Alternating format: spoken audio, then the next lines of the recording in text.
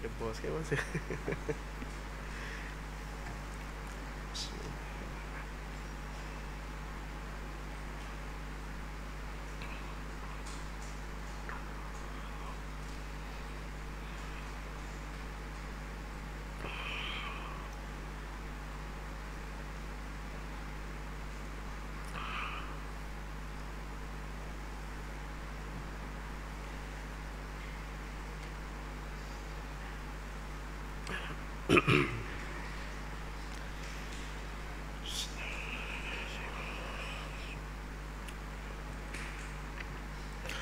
أعوذ بالله من الشيطان الرجيم بسم الله الرحمن الرحيم الحمد لله رب العالمين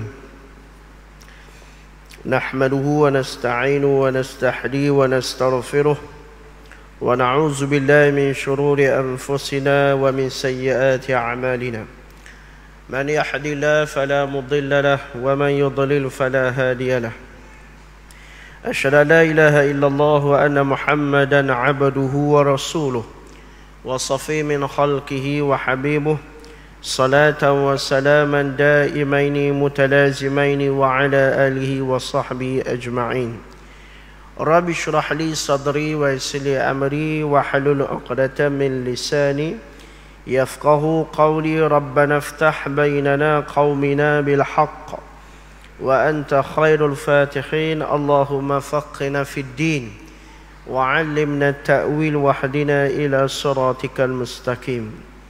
Yang dihormati Tuan Imam, Tuan Bilal, pengerusi serta ahli jawatankuasa masjid, muslimin muslimat, hadirin hadirat yang dirahmati oleh Allah Subhanahu wa taala sekalian.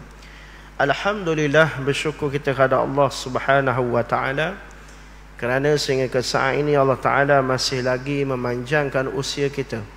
Masih lagi diberi kesempatan, peluang untuk beramal, untuk kita meneruskan lagi saki-baki kehidupan kita ini dengan agenda-agenda ketaatan kita kepada Allah Subhanahu wa Ta'ala. Sama-sama kita meningkatkan keilmuan, keimanan, ketakwaan sebagai bekalan dan persiapan kita untuk bertemu dengan Allah Subhanahu wa Ta'ala. Marilah kita merenung satu hadis Nabi sallallahu alaihi wasallam, moga-moga bermanfaat untuk diambil iktibar dan pengajaran. Qala musannifu rahimallahu taala wa nafa'ana bi'ulumihi fid darain amin.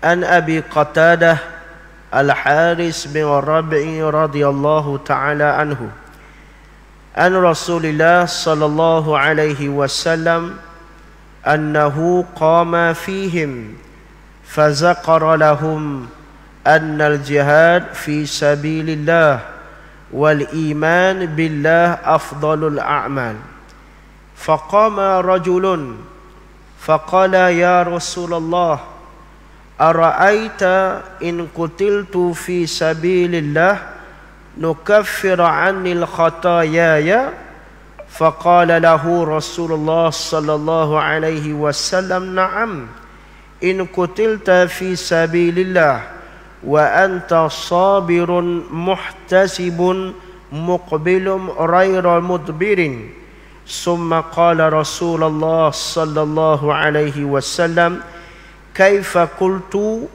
قال أرأيت إن قتلت في سبيل الله أتكفر عني الخطاياي فقال رسول الله صلى الله عليه وسلم نعم وأنت صابر محتسب مقبل غير مدبر إلا الدين فإن جبريل قال لي لذلك رواه مسلم. Daripada Abi Qatadah Al-Haris bin Rabi'i radhiyallahu ta'ala anhu. Abi Qatadah adalah salah seorang daripada sahabat Nabi sallallahu alaihi wasallam yang disebut sebagai Faris Rasulullah sallallahu alaihi wasallam, iaitu salah seorang daripada panglima ataupun panglima pemanah Nabi sallallahu alaihi wasallam yang menjadi penjaga ataupun pengawal kepada Nabi sallallahu alaihi wasallam. Dan ada setengah pendapat memanggilnya dengan nama Abu Nu'man radhiyallahu taala anhu. Jadi sebagaimana yang kita sedia maklum, orang Arab ni dia terkenal dengan gelaran kunyah. Gelaran kunyah yang disebut sebagai contoh Abu Qatadah, Ibnu Nu'man, yang ada perkataan Abu ataupun Ummu depan tu, itu dipanggil kunyah. Sebagaimana contoh macam Nabi kita lah, Nabi kita Nabi Muhammad sallallahu alaihi wasallam, orang Mekah tak panggil Muhammad, orang Mekah panggil Aba Qasim. Aba Qasim ni maksudnya ayah kepada Qasim. Itu dipanggil kunyah. Dan memang orang Arab memang terkenal dengan nama seumpama itu. Macam pengkuliah kita kemarin, Ustaz Abu Usamah. Ustaz Abu Usamah, nama sebenar Ustaz Abu Usamah Ustaz Hanafiyah. Tapi lakab nama terkenal, nama dipanggil dengan Ustaz Abu Usamah. Sebab apa? Sebab nisbah kepada anak sulung nama Ustaz Hanafiyah, nama dia Usamah. Jadi Abu Usamah, gitulah. Itu dipanggil lakab. Memang biasa, orang Arab dia memang biasa dengan panggilan seumpama itu. Termasuk juga perawi hadis kita ini, iaitu Al-Haris bin Ar-Rabi'i. Nama sebenarnya Al-Haris bin Ar-Rabi'i, tapi orang panggil je dengan Abi Qatadah. Ataupun ada setengah panggil dengan nama Ibnu Nu'man, nisbah kepada anak sulung dia lah, biasanya begitulah. Jadi daripada Abi Qatadah Al-Haris bin Rabi'i radhiyallahu taala anhu, bahawa daripada Rasulullah sallallahu alaihi wasallam, bahawa sesungguhnya Al-Haris bin Rabi'i ini cerita bahawa sesungguhnya Rasulullah sallallahu alaihi wasallam pada suatu hari telah berdiri, qama fihim, yakni berdiri maksudnya Nabi sallallahu alaihi wasallam berdiri menyampaikan khutbah. Berdiri menyampaikan khutbah di kalangan para sahabat. Dan fazaqara lahum, dan Nabi dalam khutbah tersebut Nabi sallallahu alaihi wasallam menyebut bahawa annal jihad fi sabilillah wal iman billah afdalul a'mal. Nabi sebut sebaik-baik afdal, seutama-utama amalan, ataupun selebih-lebih amalan, seutama-utama amalan adalah berjihad di jalan Allah Ta'ala dan juga beriman kepada Allah Ta'ala.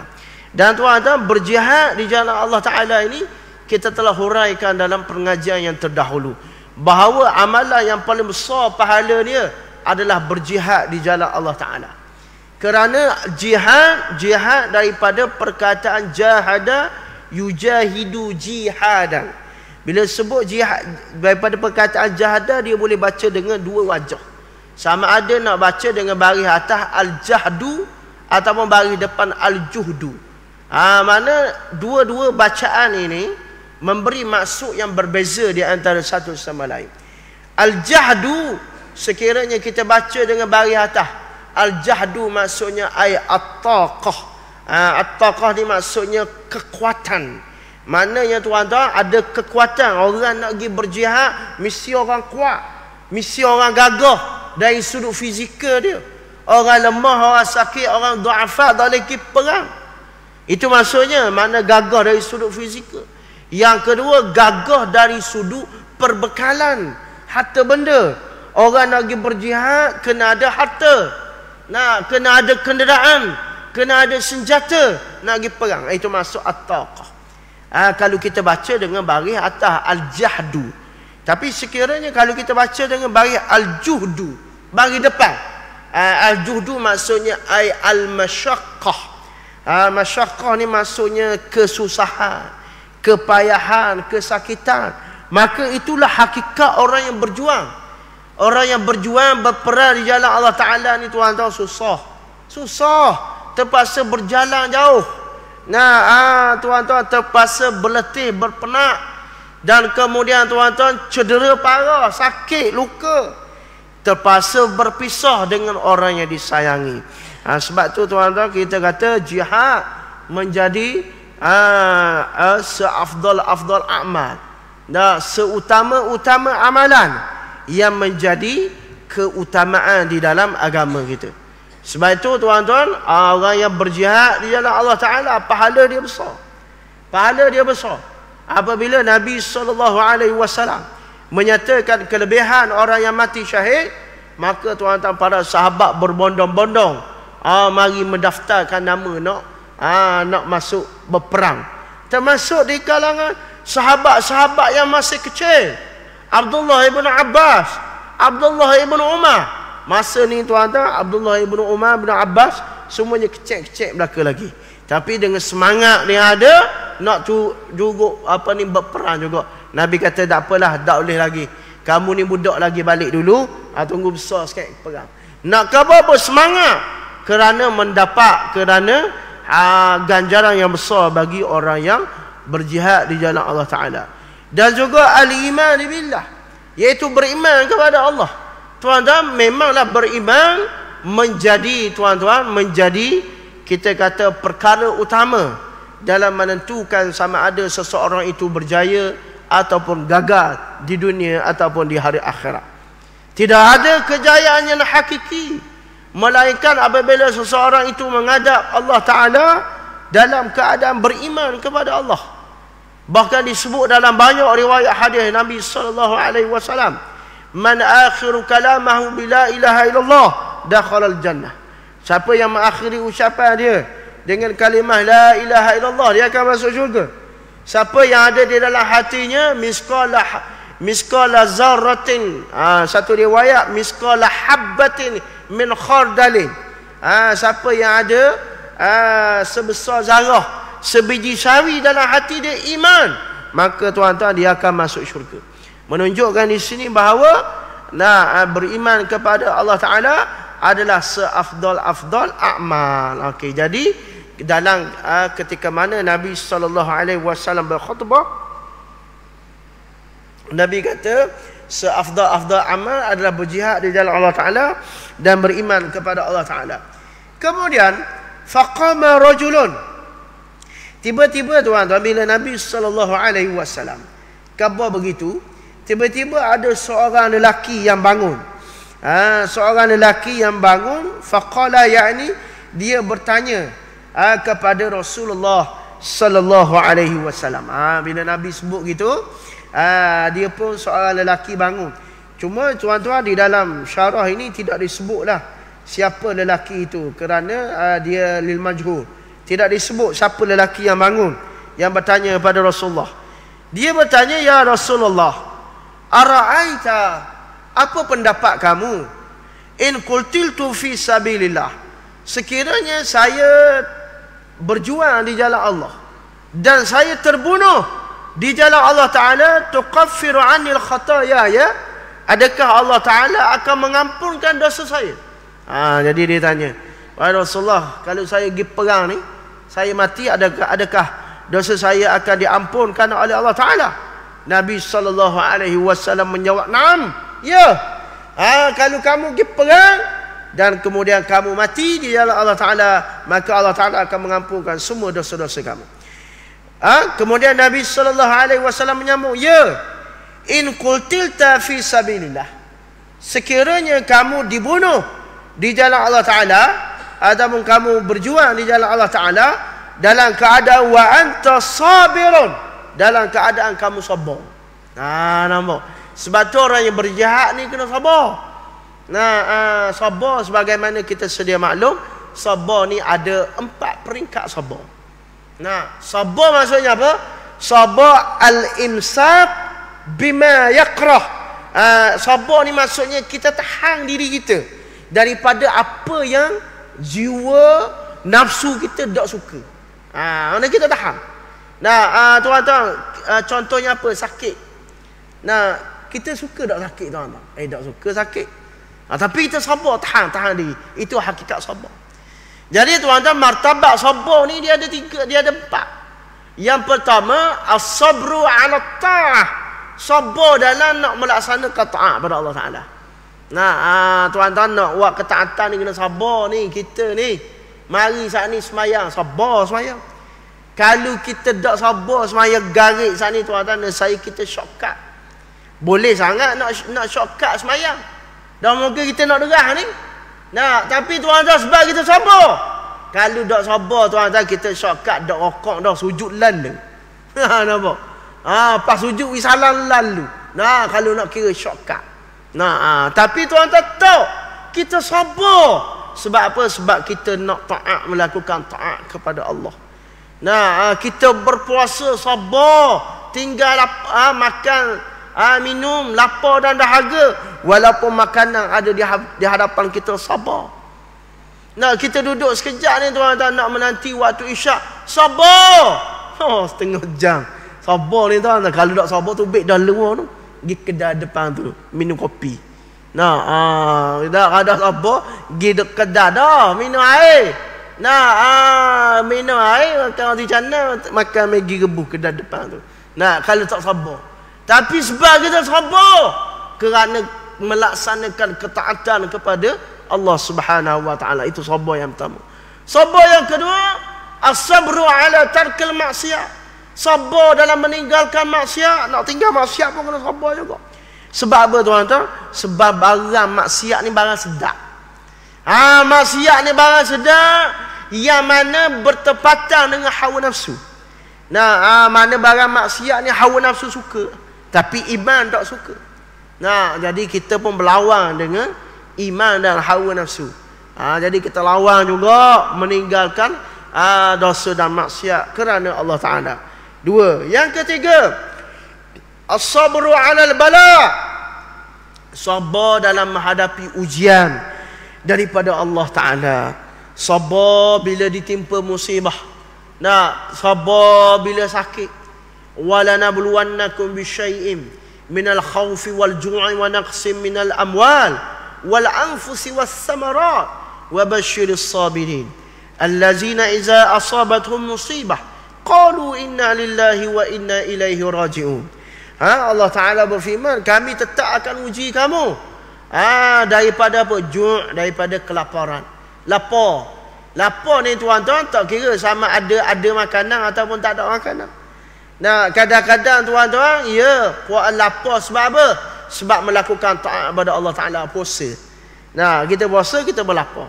Ataupun lapar sebab apa tuan-tuan? Bukan sebab taat, bukan sebab ibadah, tapi tuan-tuan sebab memang tak boleh makan. Nah, sebab kita nyakit. Nah, doktor kata kena puasa hari ni sebab lagi nak ambil darah. Nampak? Nak ambil darah kena puasa. Sabarlah. Nah, sabar. Allah Ta'ala uji dengan kelaparan. Wal ju'i wa naqsi minal amwal. Lagi Allah Ta'ala uji dengan kurangnya harta, tak cukup. Nah, tak cukup nak belanja, nak bayar tu ni, nak bayar ni, nak bayar anak sekolah, nak bayar orang, nak bayar betul. Tak cukup. Sabar. Wa naqsi minal amwal wal anfus. Allah Ta'ala uji dengan jiwa-jiwa, yakni dengan kematian. Kematian orang yang disayangi, kematian kedua ibu bapa, kematian pasangan, kematian anak-anak. Allah Ta'ala uji. Sebagaimana kita tengok tiap-tiap hari kita mendengar berita kematian. Nah, hak baru ni yang menggemparkan, nah, kejadian apa? Kepala air tuan-tuan. Satu keluarga 10 orang habis. Tuan-tuan, dalam sekelip mata 10 orang ahli keluarga habis tuan-tuan. Nah, itu dia al-anfus. Allah Ta'ala uji dengan jiwa-jiwa. Sabar. Itu al-bala. Ujian. Maksud al-bala ni tuan-tuan, ujian. Bukan bala sebagaimana difahami orang kita. Bala. Bukan bala. Bukan bala. Dia kata bala. Bukan bala. Ini bala, ujian. Cubaan. Nah, wal-anfus was-samarat. Dan juga buah-buah. Nah, bermasuk buah itu rezeki. Allah Ta'ala uji kita dengan rezeki. Para ulama tafsir buah ni memang yang pertama zahir buah. Nah, ada orang buat kebun, ni tuan-tuan, ni nak masuk musim buah ni. Alhamdulillah kalau kita tengok di negeri Terengganu kita tahun ni, insya-Allah buah-buah kayu jadi belaka. Nah, buah duku, bunga comel dah. Bunga lebak itu okey banyak dah lekat. Nah, buah apa ni, buah rambutan, buah rambah, buah royang ni jadi belaka insya-Allah. Nah, tuan-tuan kita buat kebun buah ni. Kadang-kadang ada ketika kita buat musim buah, tak jadi buah. Tak lekat. Kalau buah duku tuan-tuan, kalau tuan-tuan perasanlah, kalau Terengganu ni masyhur dengan buah duku. Nah, buah duku tahun lepas tak jadi tuan-tuan. Tahun lepas ni tak jadi juga, tahun ni jadi. Dia sebab dia sipir buah duku ni dia macam selang setahun. Nah, tahun ni jadi, tahun depan dah pun nak jadi mana? Dia gitu aja selang-selang gitu. Tu buah duku. Jadi mana ada ketika ni buah tak jadi. Nah, kita bubuh baju comel dah. Nah, jaga comel dah tapi tak jadi. Sabar. Tapi ada ketika jadi buah. Musim jadi. Tapi tuan-tuan, musim jadi pun dah ada makan bahan orang. Nah, malam-malam orang ginyuluh kutik buah durian. Nah, dah ada kita bahan orang. Kadang buah-buah kita dicuri. Nah, kadang-kadang tak dicuri tapi diambil oleh musuh. Nah, musuh di atas dan musuh di bawah. Musuh di atas tupai. Jadi malak durian ni tuan. Tapi semua bahan tupai belaka. Kalau tuan-tuan ada pohon durian tuan-tuan, mula-mula sesi yang pertama memang buah kena pakai tupai. Tapi kita tengok bila buah makan tupai tu jangan nyupah ke tupai. Kabar ke tupai tu, ni orang tua-tua kita kabar. Nah, moga kita ada juga pokok sikit. Nah, kata-kata mula-mula tu memang nampak buah makan tupai. Lepas tu bila nampak jangan nyupah ke tupai. Kabar ke tupai, tupai mu nak makanlah 2-3 butir, tinggal ke orang lain, tinggal ke tuan rumah. Jangan buat punah belaka. Nak makan ambil suti 2. Nampak? Tapi tuan-tuan memang gitu. Mula-mula ni sesi yang pertama memang buah kena khid tupai. Lepas tu doa. Lepas tupai puas dah makan, baru dia tinggal kita. Nampak? Kadang-kadang itu ada bahan di musuh. Nah, di atas makan di tupai, bawah pula buah luruh comel dah. Kena bahan babi pula. Nampak? Sabarlah. As-samarat.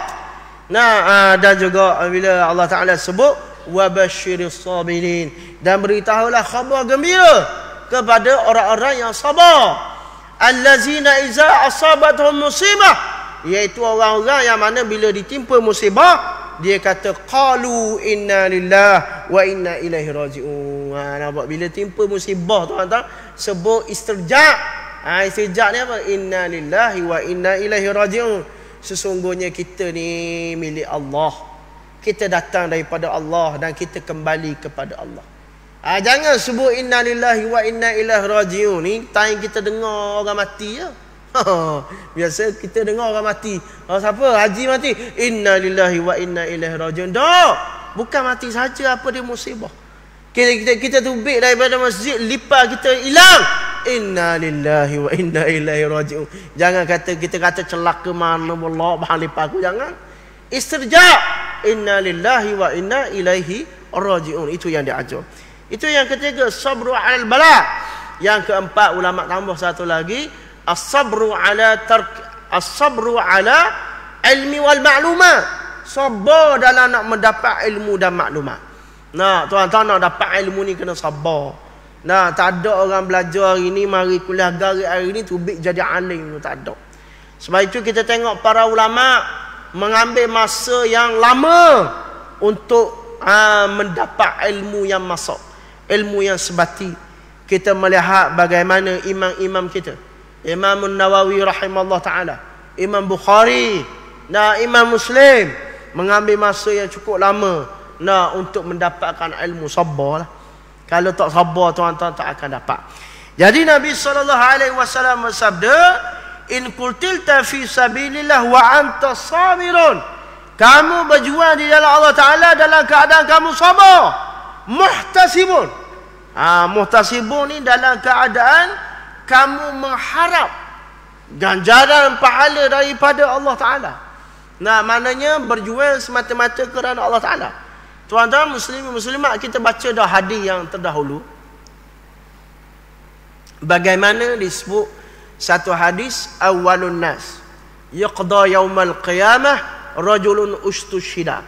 Orang yang mula-mula sekali diadili di hari akhirat adalah orang yang mati syahid. Nah, ni orang yang mati syahid mula-mula sekali diadili. Kemudian dibawa orang yang mati syahid ni, kemudian ditunjukkan akan nikmat ataupun ganjaran yang akan diperolehi sehingga fa'arrafa, sehingga dia kenal ini ganjaran orang yang akan dapat, dia akan dapat. Maka Allah Ta'ala tanya, wa ma fa'alta fiha, apa yang kamu buat ni sehingga pahala besar ni? Nah, kemudian dia kata, qataltu fi sabilillah.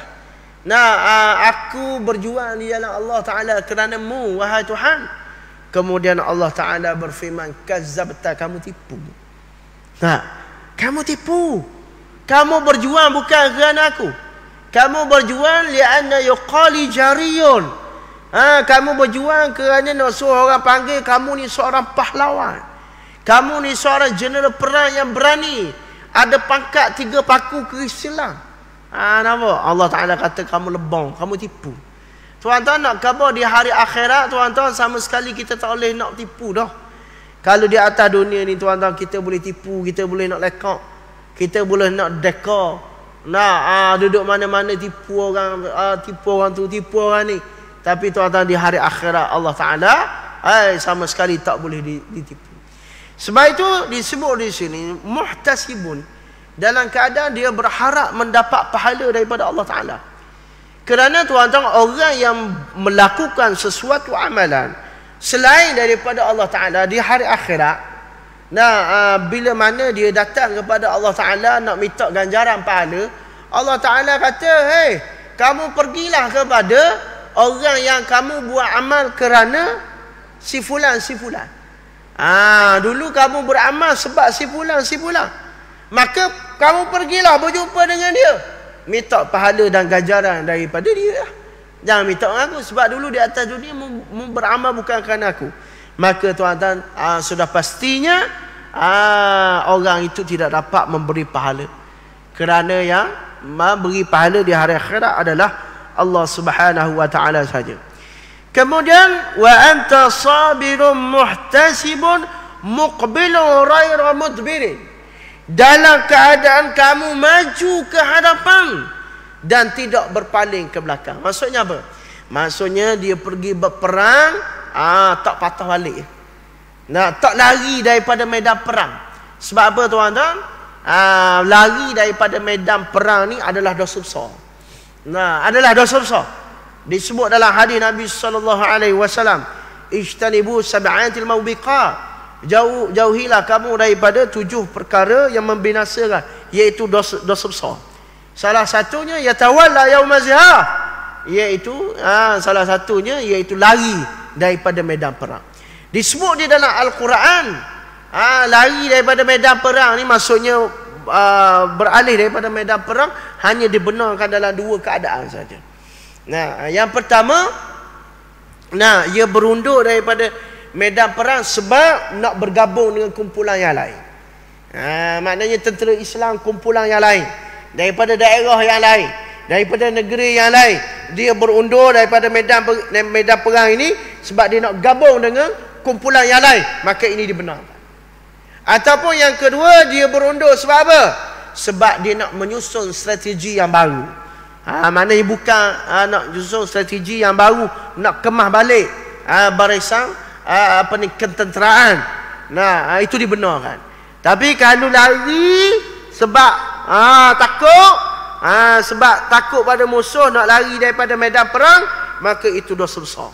Sebab itu tuan-tuan, berjihad ni dia ada hukum. Ada hukum fardu ain dan ada hukum fardu kifayah. Fardu ain bila mana musuh berada di luar negara kita. Di luar negara kita itu jadi fardu ain. Itu jadi fardu kifayah. Contohnya musuh berada di Israel, tak mari kat sepadan kita. Itu sekadar fardu kifayah saja. Maknanya tuan-tuan, fardu kifayah ni bila sudah ada orang Islam yang berjuang di sana, maka lepaslah dosa kita. Dan di sana memang kita menyaksikan adanya golongan muhajirin, golongan mujahidin yang sentiasa berjuang di sana. Itu fardu kifayah. Fardu ain bila mana musuh telah masuk dalam negara kita. Musuh masuk dah dalam negara kita, maka tuan-tuan di sini hukum dia jadi fardu ain. kepada semua. Nah, kalau tadi fardu kifayah tadi tuan-tuan. Nah, kepada orang lelaki dewasa. Nah, ada pun orang tua, orang perempuan, orang yang uzur, dia kecualikan. Tapi bila mana musuh telah masuk dalam negara, maka wajib, semua wajib keluar berperang. Termasuk orang muda, orang tua, kanak-kanak, perempuan, perempuan, semua wajib. Ini bila mana fardu ain, bila mana sudah musuh berada di hadapan. Jadi Nabi kata dalam keadaan kamu berperang, dalam keadaan kamu sabar, dalam keadaan kamu mengharap pahala daripada Allah Ta'ala, dalam keadaan kamu maju ke hadapan tanpa berpaling berunduk, maka tuan-tuan, Allah Ta'ala akan mengampunkan dosa-dosanya. Illa, ni kita nak sebut apa penting daripada hadis ni. Illa, kecuali. Maksudnya apa tuan-tuan? Orang yang berjihad, Allah Ta'ala mengampunkan semua dosa-dosa dia. Dan para ulama menyatakan di sini, termasuk segala dosa-dosa kecil dia dan dosa-dosa besar yang berkait dengan hak Allah Ta'ala. Berkait dengan hak Allah Ta'ala. Adapun berkait dengan hak manusia, kena minta maaf. Kena minta maaf, kena minta ampun. Illa, kecuali ad-dain. Kecuali apa? Kecuali hutang. Nampak? Ini perkara penting yang kita nak sebut. Tuan-tuan, kalau kita tengok pahala orang yang berjihad ni besar lah. Allah Ta'ala ampun belaka dosa tuan-tuan, kecuali dosa apa ni? Kecuali berhutang. Sebab tu tuan-tuan, hutang ni satu perkara yang sangat penting untuk kita faham dan mengambil tindakan sekiranya kita ada berhutang. Tuan-tuan, disebut dalam banyak riwayat hadis-hadis ancaman-ancaman kepada orang yang berhutang tapi tak bayar.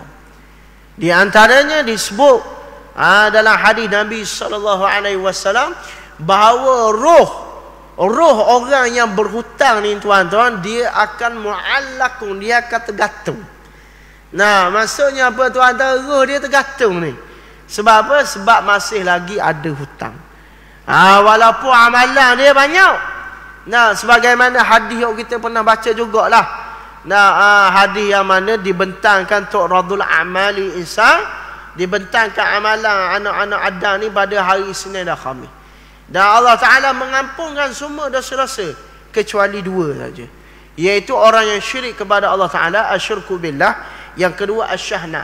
Asyahna ni orang yang balah. Dan orang yang balah, orang yang bersengketa dengan saudara dia balah. Maka tuan-tuan, hak ni Allah Ta'ala kata utruku hazani. Hak ni relax lu. Maknanya apa?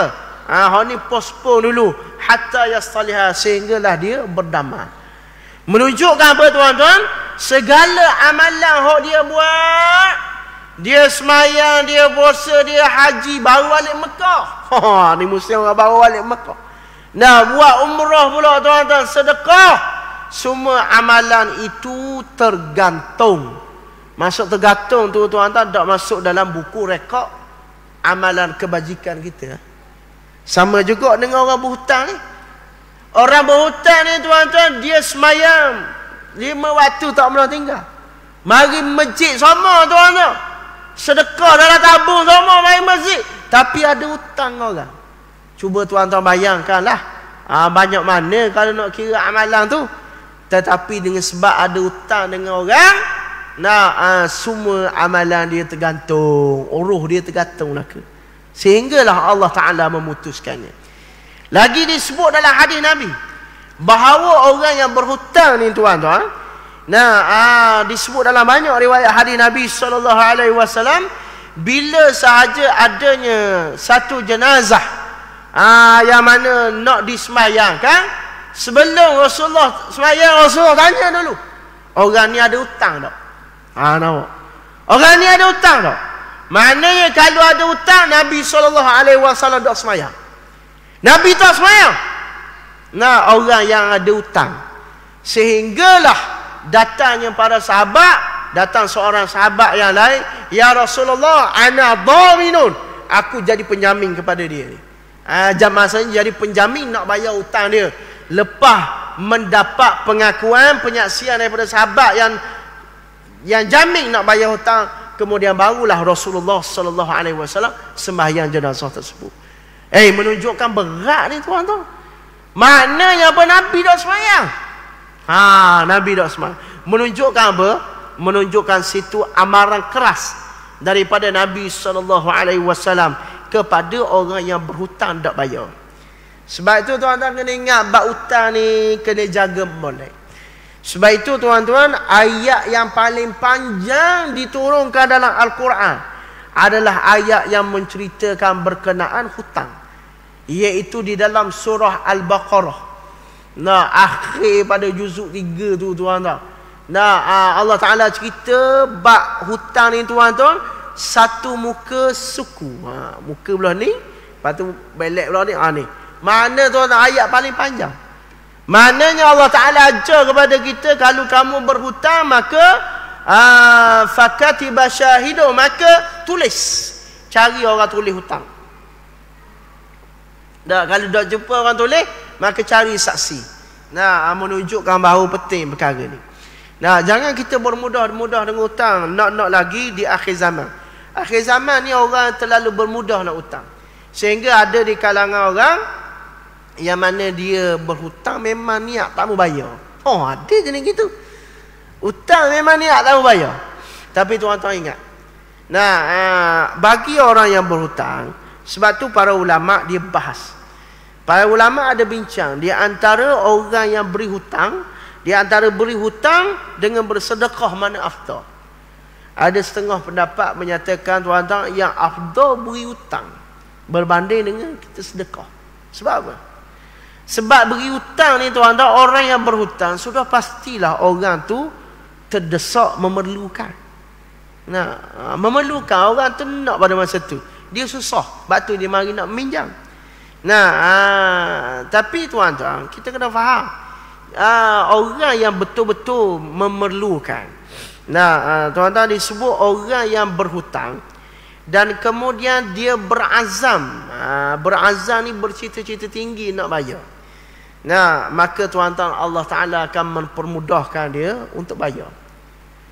Dan sekiranya disebut di dalam hadis, seseorang itu berhutang dan dia memang berazam nak bayar hutang tu, maka tuan-tuan, sekiranya dia mati sebelum dia sempat bayar hutang, Rasulullah sallallahu alaihi wasallam bersabda, ana dhaminun, aku akan jadi penjamin dia di hari akhirat. Nampak? Mana kalau orang yang benar lah, niat dia benar. Sebab tu tuan-tuan, kalau kita berhutang, mesti kena ada niat nak bayar. Mesti ada azam nak bayar. Jangan buat senyap. Walaupun kita tak boleh bayar sekalipun. Tuan-tuan, orang hari ni berhutang, lepas tu buat senyap. Nampak? Buat senyap. Boleh bayar ke tak boleh bayar ke tuan-tuan, jangan senyap. Kapur. Buatlah buat cara. Orang ni tuan-tuan, Allah Ta'ala dah kurniakan kepada orang yang beriman hati yang tulus. Kalau orang betul-betul jujur tuan-tuan, dia ada budi bicara. Kalau orang betul-betul jujur tuan-tuan, contoh dia ni tak mampu nak bayar, tapi dia jujur mari. Dia jujur nak mari, maka tuan-tuan, kadang-kadang Allah Ta'ala campurkan belah ihsan ke dalam hati orang beriman ni. Okeylah, tak apalah, saya halalkan hutang itu. Nampak? Orang yang menghalalkan hutang ni besar pahala dia di sisi Allah Ta'ala. Tapi tuan-tuan, bukan masalah dia nak halal tak mau halal. Tapi tuan-tuan, kalau betul dia jujur, mudah je nak halal ni tuan-tuan. Tapi hok jadi orang nak marah tu tuan-tuan, pinjam hutang senyap. Hidup ke mati tak tahu. Bila tanya bila nak bayar hutang, padang belutik je. Nampak? Tak balas mesej. Telefon tutup. Hotu orang jadi marah. Kalau betul-betul kita tak boleh nak bayar hutang, maka buat bicara malam. Orang ni dia ada hati, dia ada budi bicara. Dan Islam pun ajar kepada kita budi bicara. Mana kalau orang ni tak mampu, kita hadiahkan kepada dia. Sebab itu disebut bahawa tuan-tuan, kalau kita berhutang, contohnya, kita berhutang dengan seseorang. Saya berhutang dengan Haji RM1,000 sebagai contoh. Sebab masa tu memang kita sangat terdesak pada masa tu. Kita susah. Maka kita kata haji saya nak pinjam RM1,000. Lepas tu haji pun bagi RM1,000. Kemudian alhamdulillah saya telah berkelapangan boleh bayar. Kemudian saya pun beri pada haji RM1,000. Lepas tu saya kata saya bayar haji ni hutang RM1,000 dan haji ni saya hadiahkan haji RM500 sebagai hadiah kerana sudi tolong saya masa saya susah. Maka ini digalakkan menjadi sunnah Nabi SAW. Orang berbudi pada kita, kita berbahasa lah. Maka ini dibenarkan syarak. Tapi yang tidak dibenarkan syarak, kalau disyaratkan daripada awal tak boleh. Ustaz, kalau ustaz nak pinjam, ustaz kena bayar RM1,500. Tu memang tak boleh. Hal ni kita bagi lebih sebab hadiah selepas daripada kita bayar hutang. Kerana tanda terima kasih kita. Ini tak apa, tak ada masalah. Maka begitu. Jadi tuan-tuan, hadis ini memberi ancaman kepada kita bahawa betapa beratnya hutang. Kalau tak bayar hutang berat. Maka segala amalan-amalan kita dan termasuk roh kita akan tergantung. Dan tuan-tuan, kalaulah kita tak selesai hutang di atas dunia ni, bila mati tuan-tuan jangan ingat lepas. Jawapannya tak lepas. Tak lepas di hari akhirat. Dan tuan-tuan kena ingat, di hari akhirat nak bayar hutang bukan lagi dengan mata wang ringgit, bukan lagi dengan duit. Tapi nak bayar dengan apa? Bayar dengan dosa dan pahala. Hal ni yang disebut oleh hadis yang lain, yang Nabi SAW bertanya, atadru manil muflis? Kamu tahu tak siapa orang yang muflis di hari akhirat? Nabi kata orang muflis di hari akhirat ni orang yang ya'ti yaumal qiyamah bi salati wa bi zakati wa bi haji wa bi siyami. Orang yang datang pada hari kiamat dengan sekalian pahala sembahyang yang banyak, pahala puasa yang banyak, pahala zakat haji yang banyak. Tetapi tuan-tuan, qad qazafa haza, qad zalama haza, dia buat salah orang, dia buat zalim korang, dia buat anaya korang, dia berhutang dengan orang tak bayar. Maka tuan-tuan, jawapannya dia ambil pahala dia, kemudian diberi kepada orang yang dia buat salah, orang yang dia buat zalim, orang yang dia buat hutang. Bayar. Jadi bayar apa? Bayar dengan pahala. Allahu Akbar. Tuan-tuan, kita mari semayang, letih, sekung sembang beribadat kepada Allah Ta'ala, tapi tuan-tuan, pahala kita diambil oleh orang. Habis pahala kita, tak cukup lagi nak bayar hutang. Maka tuan-tuan, diambil dosa-dosa orang lain, kemudian dirembah di atas belakang kita. Maka kita pikul dosa orang lain.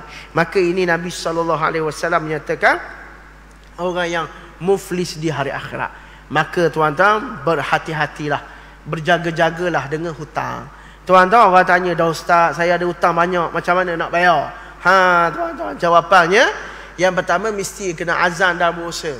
Dan pada masa yang sama, kita berdoa kepada Allah Ta'ala sebagaimana diajar doa oleh Nabi SAW.